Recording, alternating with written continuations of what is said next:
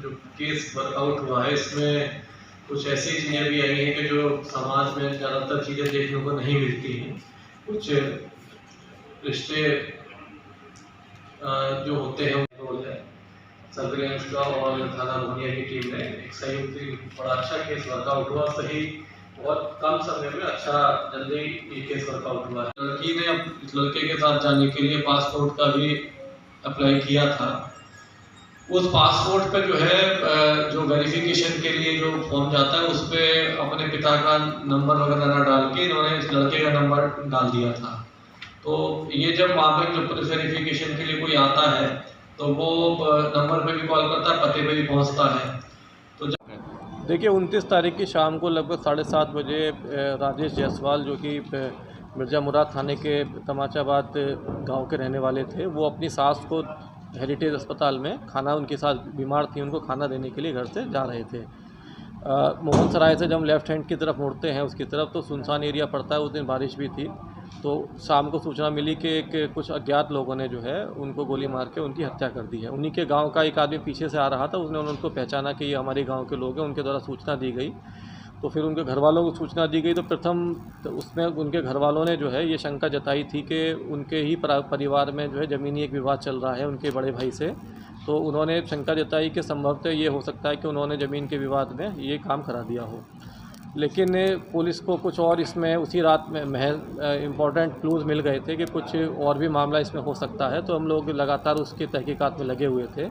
अंत में देखिए मामला निकल के ये आया है कि जो श्री राजेश जायसवाल जी की ही एक छोटी पुत्री हैं, उनका ही अपने गांव के एक लड़के से प्रेम संपर्क था।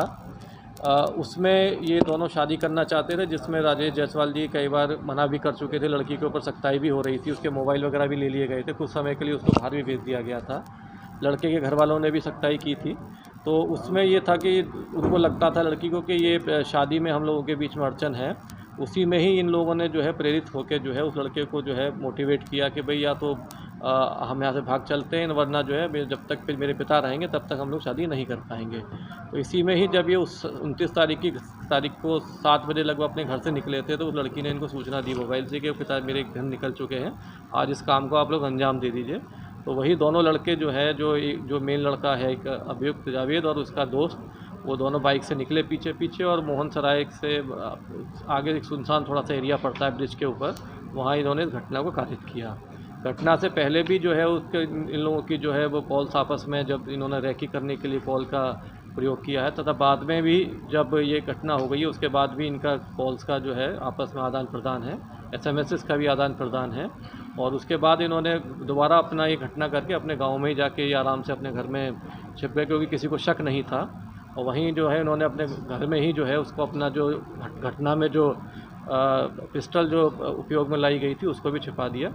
तो ये सारी चीज़ें पुलिस ने तहकीकात की तो ये सारी चीज़ें धीरे धीरे निकल के कड़ी से कड़ी जुड़ती गई। इन लोगों को भी जब पूछताछ की गई तो इन लोगों का भी जो है ये इसमें इन्होंने सारी चीज़ें बताई हैं। तो इस तरीके से देखिए ये एक समाज को हिलाने वाली घटना है कि जिसमें अपने पिता की हत्या में पुत्री ही अगर शामिल है तो ये एक समाज के लिए बड़े